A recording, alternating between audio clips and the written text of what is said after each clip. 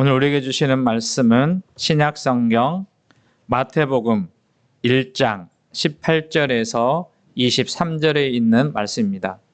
함께 읽겠습니다. 예수 그리스도의 나심은 이러하니라. 그의 어머니 마리아가 요셉과 약혼하고 동거하기 전에 성령으로 잉태된 것이 나타났더니 그의 남편 요셉은 의로운 사람이라. 그를 드러내지 아니하고 가만히 끊고자 하여 이 일을 생각할 때에 주의 사자가 현명하여 이르되 다윗의 내 아내 마리아 데려오기를 무서워하지 말라. 그에게 잉태된 자는 성령으로 된 것이라. 아들을 낳으리니 이름을 예수라 하라. 이는 그가 자기 백성을 그들의 죄에서 구원할 자이심이라 하니라.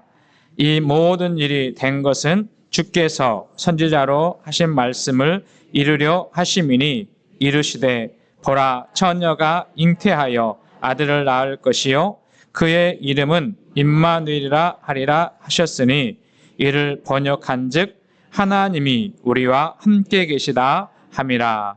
아멘.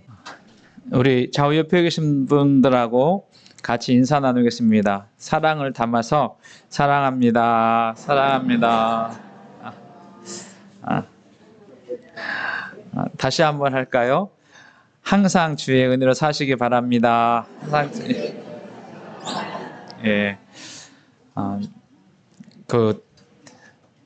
주일날 되면 눈이 많이 와가지고 오늘도 걱정을 많이 했는데 지난주보다는 더 오셨네요.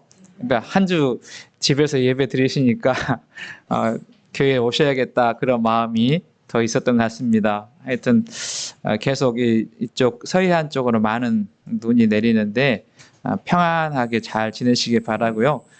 가급적이면 이럴 때는 이렇게 많이 외출을 야외 활동하는 것보다 집에서 잘 쉬시기도 하고 또 주님 기다리는 그런 시간들도 가졌으면 좋겠습니다.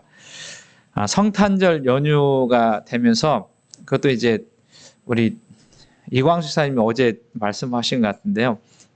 토요일, 그 다음에 주일, 월요일, 3일 이렇게 연휴가 계속 된다 그렇게 말씀하시더라고요. 그런데 이 성탄절 연휴가 되니까 북적이는 곳이 있어요.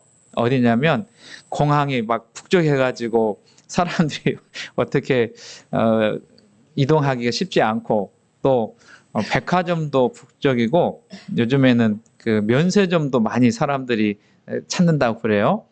그런데 정말 북적해야 될 것이 교회인데 교회에는 사람이 점점 빠진다 그런 이야기를 합니다. 그러니까 성탄절에 생각해 보면 우리에게 조금 생각할 수 있는 그런 지적이죠.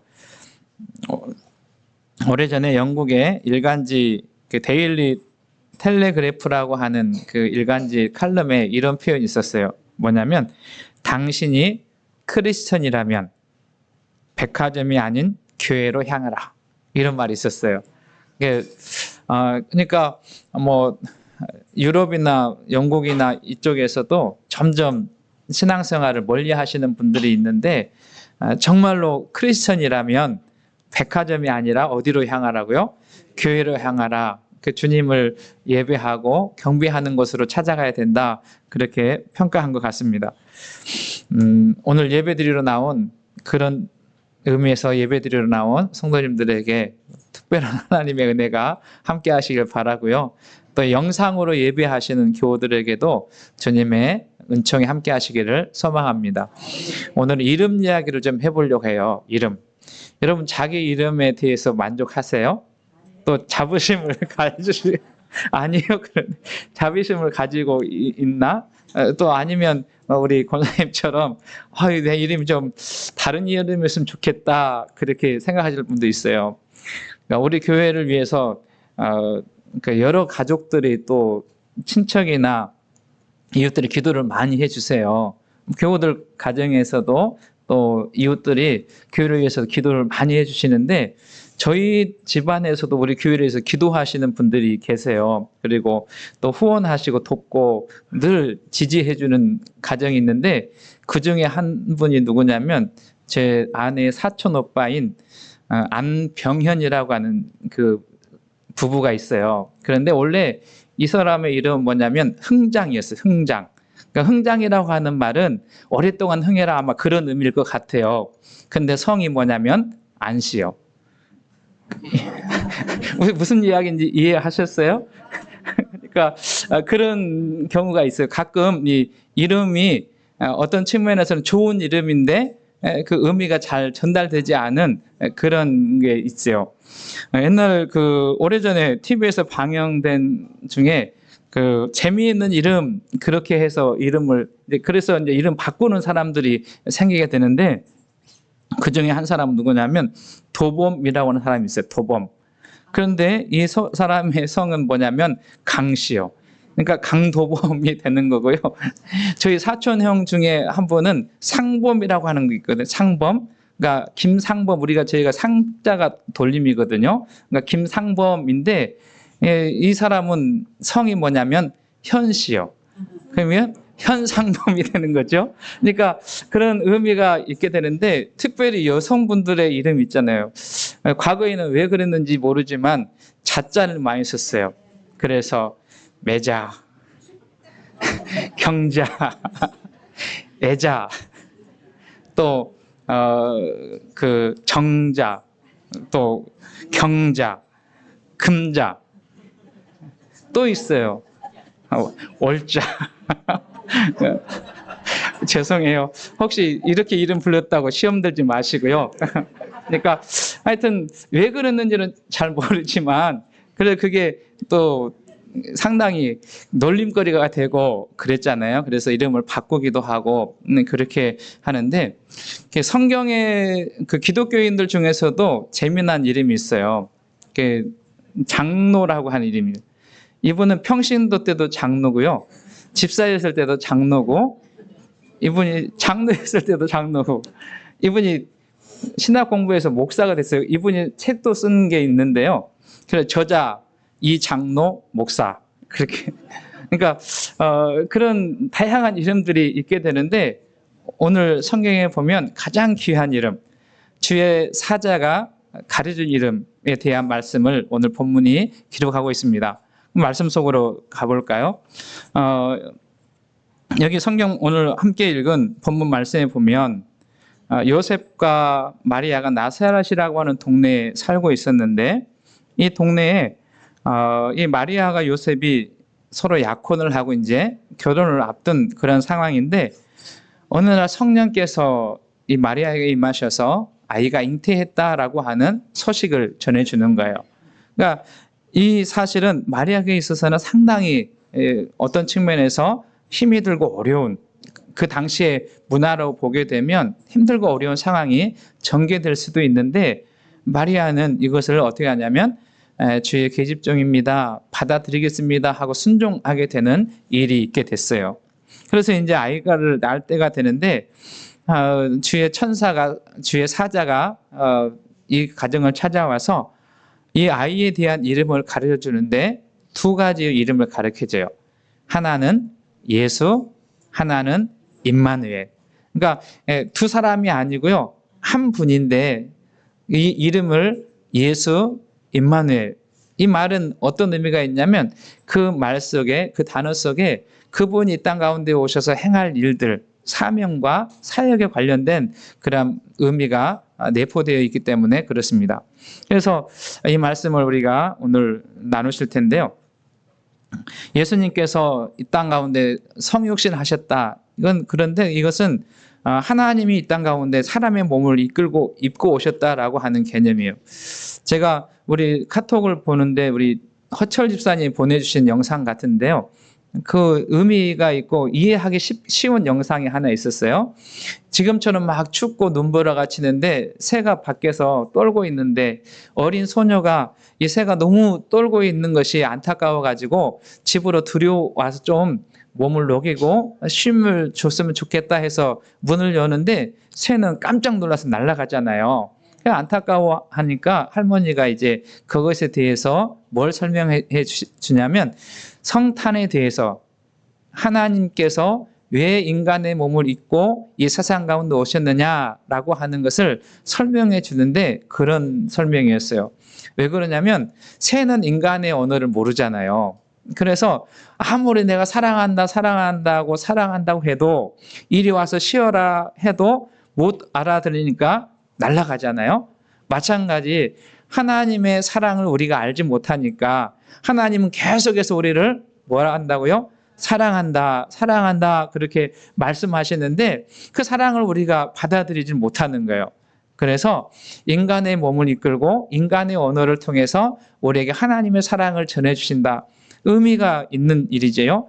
성탄은 바로 그러한 주님이 이 땅 가운데 오셨기 때문에 가장 기쁜 날이고 가장 행복한 날이고 우리의 큰 기쁨의 좋은 소식이 되는 것이지요. 그런데 그 예수님의 이름 속에 주께서 우리에게 향하신 하나님의 사랑이 들어있다라는 것을 알게 되고 그 이름의 신비를 알게 되면 그분이 어떤 분이신지 우리가 왜 그분을 믿어야 되는지 왜 그분과 함께하는 삶을 살아가야 하는지에 대한 그 이해를 할 수 있도록 해주시는 것이 오늘 본문의 말씀입니다. 잘 아시는 말씀이지만 다시 한번 생각하시면서 예수 임마누엘 그 말씀 가운데 그 은혜 가운데 우리 모두가 살아가는 은혜가 있기를 주님의 이름으로 축복합니다. 첫 번째 이름은 예수라고 하는 이름인데요. 오늘 본문 말씀 1장 21절 말씀에 보니까 아들을 낳으리니 이름을 예수로 하라. 이는 그가 자기 백성을 그들의 죄에서 구원할 자이심이라 이렇게 말씀하는 것을 우리가 보게 됩니다. 여기서 한 가지 질문을 드릴까요? 이 예수라고 하는 이름을 누가 지어준 이름일까요? 그러니까 우리의 이름은 다 누가 지었냐면 할머니가 지어줬든지 할아버지가 지어줬든지 아버지나 어머니가 아니면 이름을 짓는 그런 사람에게 이름을 사람이 지은 이름인데 이 예수라고 하는 이름은 누가 지어준 이름이냐면 하나님께서 지어주신 이름. 그러니까 20절 말씀에 보면 주의 사자가 현몽하여서 마리아 요셉에게 와가지고 하나님께서 전달해 이 사람은 어떤 사람이냐면 하나님의 뜻을 전달하는 전달자예요. 그런데 그 이야기가 무슨 이야기냐면 그 이름을 예수라 하라 그렇게 말하고 있는 거예요. 누가 지어준 이름이냐면 하나님께서 지어준 이름이고 그 이름 안에 그분의 사역 가운데 하나님이 하실 일들을 내포해 주고 있는 것을 보게 됩니다. 그러면 이 예수라고 하는 이름의 뜻이 뭐냐면 여기 21절 말씀해 보니까 그가 자기 백성을 그들의 죄에서 구원할 자 이렇게 말합니다. 그러니까 그 예수 안에 일어난 의미가 무엇이냐면 하나님이 구원하신다라고 하는 뜻이 포함되어 있는 것입니다. 여러분 저는 이 말씀이 저와 여러분들에게 온전히 믿어지는 은혜가 있기를 소망합니다. 그러니까 하나님께서 우리를 구원하기 위해서 보내주신 분이 누구냐면 예수님이시다라고 하는 것을 이 말씀에서 기록하고 있는 것을 보게 돼요. 여러분 성경에는 이 구원이라고 하는 의미를 아주 광범위하고 넓게 사용하고 있습니다. 그러니까 우리는 보통 교회 생활을 오래 하신 분들은 예수님 믿고 구원받았다라고 할 때 어떤 생각을 하냐면 예수님 믿고 천국 간다 이런 개념이 강하지만 성경에서의 구원이라고 하는 이 표현은 우리의 일상의 삶의 상황 속에서 아주 광범위하고 다양하게 쓰이는 의미가 구원이라고 하는 의미예요. 여러분 우리가 어떤 고칠 수 없는 질병에 걸렸을 때 그 질병을 치유받고 회복했다 할 때도 구원이라 그렇게 말하고 요즘 경제적으로 힘들고 어려운 그런 상황이 전개되지 않습니까? 그러니까 이런 어렵고 힘든 상황에서 건짐을 받게 되었다라고 할 때도 구원이라고 하는 또 전쟁과 같은 지금 세계 여러 곳에서 전쟁이 벌어지고 있는데 이 전쟁에서 노임을 받게 되고 해방을 받게 되는 것도 구원이라 그렇게 표현하는 것을 볼 때 구원은 아주 다양하게 쓰임받는 것을 우리가 보게 됩니다.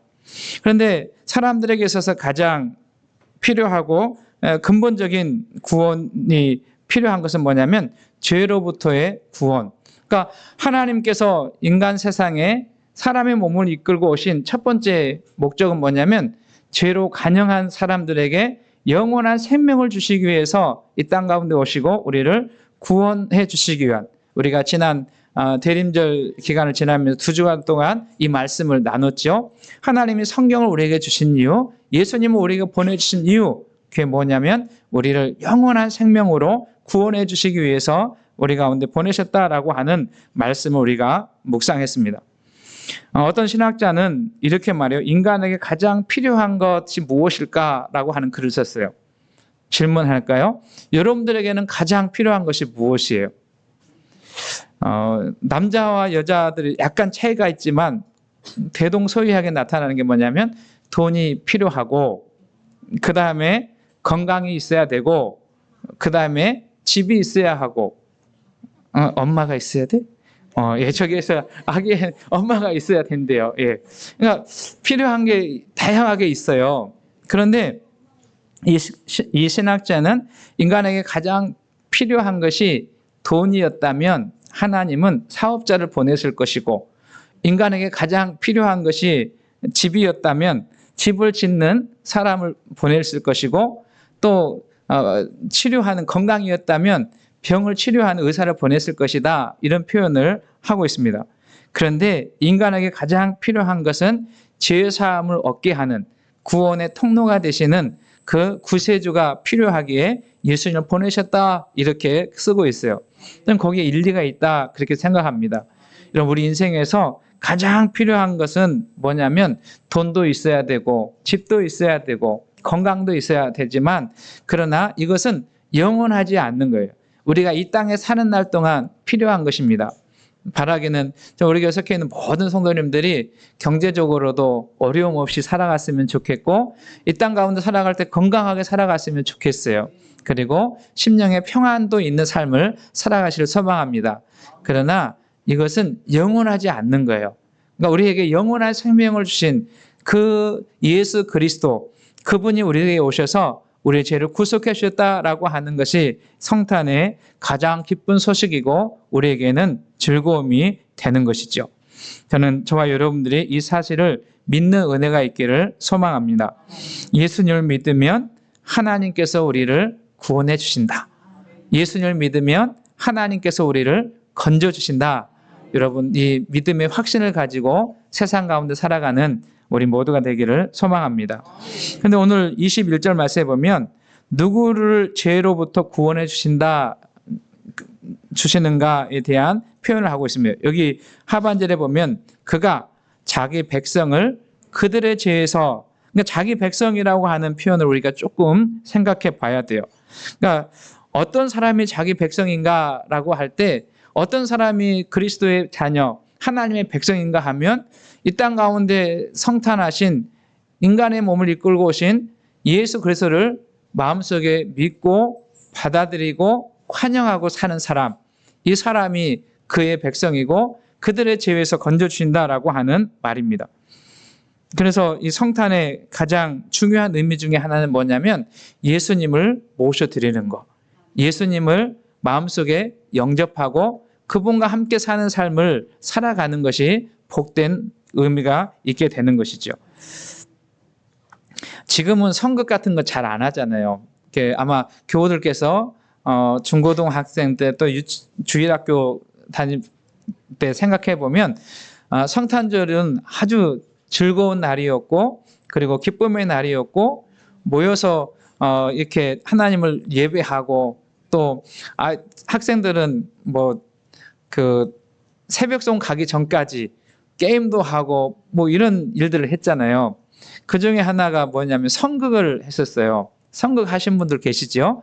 근데 미국에서 주일학교 학생들이 성극했는데 빈방 있습니까? 라고 하는 그러한 내용, 잘 하시는 내용이에요. 윌리라고 하는 9살 먹은 아이가, 이게 이제 언어가 조금 다른 아이들보다 뛰어나지 않고 암기력이 뛰어나지 않아서 학교에 나오는데 이 아이를 넣지 않으면 또 시험 들고 아픔이 생기잖아요. 다 하는데 조금 언변이 느리다고 해서 또 잘 암송하지 못한다고 빼면 안 되니까 가장 쉬운 대사를 하나 줬어요. 그게 뭐냐면 빈방 없습니다. 그러니까 빈방 없습니다, 그 말만 하면 되는 거거든요. 그런데 이제 연극이 시작되고 마리아와 요셉이 아이가 금방 태어날는데 호적하러 가잖아요. 호적하러 가는데 여관에 가도 빈 방이 없고 다른 집에 가도 빈 방이 없는데 이제 윌리의 집에 온 거예요. 그 윌리가 그렇게 사정사정하는 그 요셉과 마리아에게 빈 방 있냐고 물어보면 어떻게 하면 돼요? 빈 방 없습니다 하면 되는 거예요. 그런데 하도 요셉하고 마리아 연기를 잘하니까 율리가 걱정이 된 거예요. 이 빈 방이 없다고 하면 안 될 것 같아요. 그래가지고 빈 방이 있습니다 그랬어요.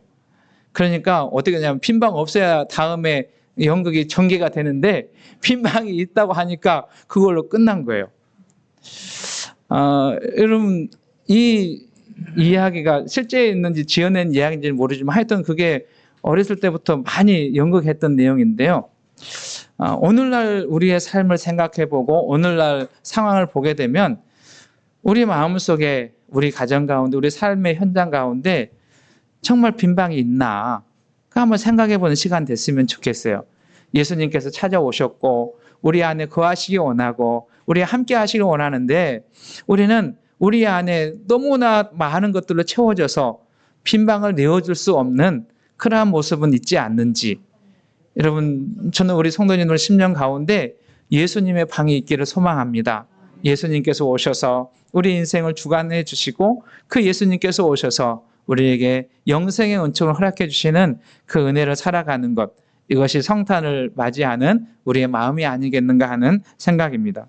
우리 교회 섞여 있는 성도님들이 그 예수님을 마음속에 모셔드리는 은혜가 있기를 주의 이름으로 축원합니다. 두 번째는 임마누엘이라는 거예요. 여러분 23절 말씀 읽어볼까요? 마태복음 1장 23절 시작. 보라 처녀가 잉태하여 아들을 낳을 것이요 그의 이름은 임마누엘이라 하리라 하셨으니 이를 번역한즉 하나님이 우리와 함께합니다. 자, 임마누엘의 뜻은 뭐라고요? 하나님이 우리와 함께 하신다. 여러분 이 사실이 믿어지는 은혜가 있기를 소망합니다. 성경을 읽어보면 하나님은 언제나 과거에도 그렇고 오늘도 그렇고 앞으로도 우리와 함께 하신다라고 하는 말씀을 하고 있는 것을 보게 돼요. 그 하나님의 함께 하심을 믿는 사람에게는 두려움과 또 염려와 걱정을 극복하는 자의 삶을 살아갈 수 있습니다. 여러분 저와 여러분들이 믿는 하나님은 못하실 일이 없는 하나님이시고 그 하나님은 우리와 함께 하신다고 하는 하나님이시고 그 하나님은 우리를 언제나 이끌어 가시는 좋으신 하나님이신 줄로 믿습니다. 이 하나님 함께 하신다라고 하는 그 말 속에는 무엇은 의미가 있냐면 하나님이 우리와 함께 걷는다. 오래전에 그 사진인데요. 아마 보신 분도 계실지 모르겠는데 어떤 사람이 눈길을 지금처럼 걸어가요. 처음에는 두 사람이 걸어갔어요. 한 사람은 예수님과 어린 아이가 걸어가는데 힘들고 어려울 때 한 사람의 발걸음이 없어졌어요. 그래서 너무 힘들고 어려우니까 주님께 왜 내가 이렇게 힘들고 어려운데 주님 나를 도와주지 않습니까? 그런 질문하니까 예수님이 무슨 이야기냐면 내가 너를 지금 얻고 가고 있다.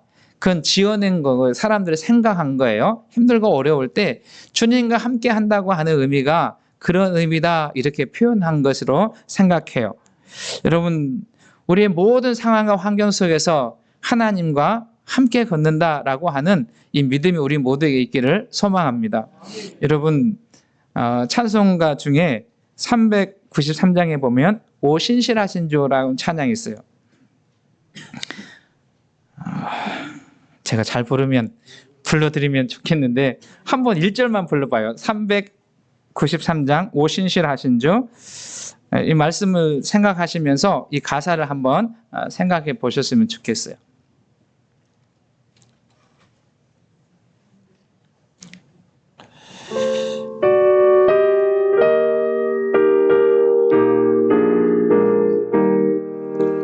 오 신실하신 주 내 아버지여 늘 함께 계시니 드려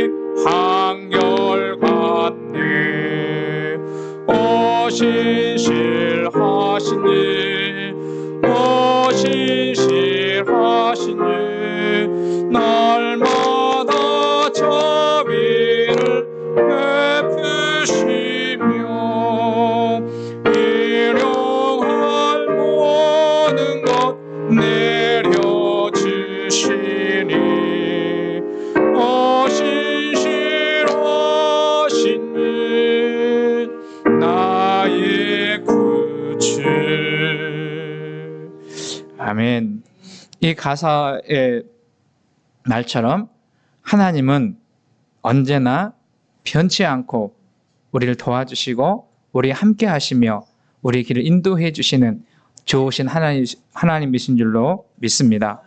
임마누엘이라고 하는 말은 무엇이냐면 하나님이 우리와 함께 하신다.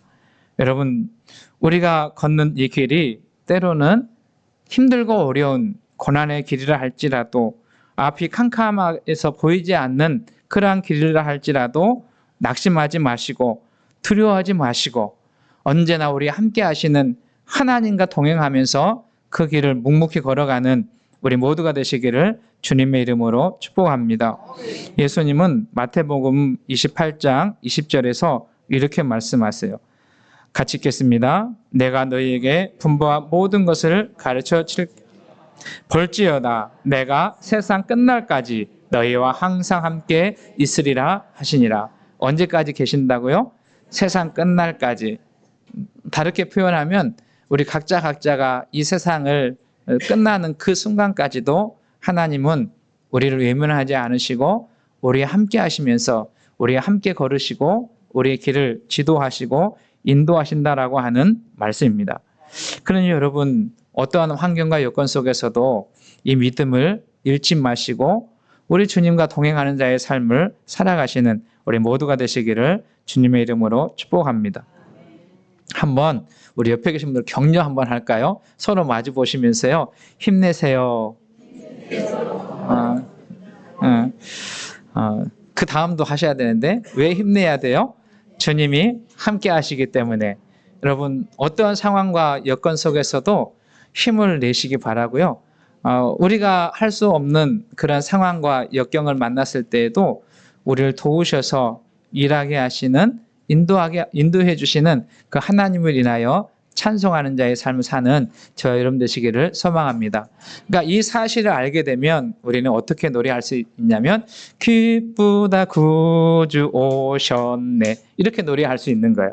우리를 구원해 주시고 우리에게 영원한 생명을 주시고 우리 삶을 인도해 주실 그분이 오셔서 우리와 함께 하여 주시고 우리를 동행해 주시고 인도해 주신다라고 하는 그러한 말씀을 이해하게 되는 것이죠. 말씀을 정리합니다. 예수님께서 이 땅 가운데 오신 것은 소설이나 지어낸 이야기나 신화가 아닙니다. 역사적인 사건인 것을 저와 여러분 믿기를 소망합니다. 그래서 성탄이 있는 거고요. 그 날을 어떤 분은 날짜가 정확하냐 안 정확 그게 중요한 게 아니에요. 뭐가 중요하냐면 그분이 오셨다는 사실을 온 인류가 알게 되고 그리고 그분을 기념하기 위해서 성탄절을 지키지 않습니까? 여러분, 그 예수님께서 우리에게 오신 이유, 우리에게 죄사함의 은총, 구원의 은총을 허락해 주시기 위해서, 두 번째는 우리와 영원토록 함께 해주시기 위해서 오셨다라고 하는 이 말씀을 믿으시고 우리 가운데 하나님의 영광을 위해서 하나님이 기뻐하는 자의 삶을 사는 저와 여러분 되시기를 소망합니다. 내일은 성탄절이에요. 그러니까 오늘 이제 대림절 마지막 네 번째 주일을 지나고 내일 성탄절인데 여러분 성탄절에 우리 주님 오심을 다시 기억하고 또 다시 오실 주님을 기대하시면서 최고의 예배, 최상의 예배를 하나님께 올려드리는 우리 공동체가 되시기를 소망합니다. 그래서 주님 기쁨을 높이 찬양하고 주의 영광을 높이 드러내고 또 우리 모두 주님과 동행하는 성도의 삶을 살아가는 우리 더함교회 성도들 또 영상으로 예배하는 교우들 다 될 수 있기를 주의 이름으로 축복합니다.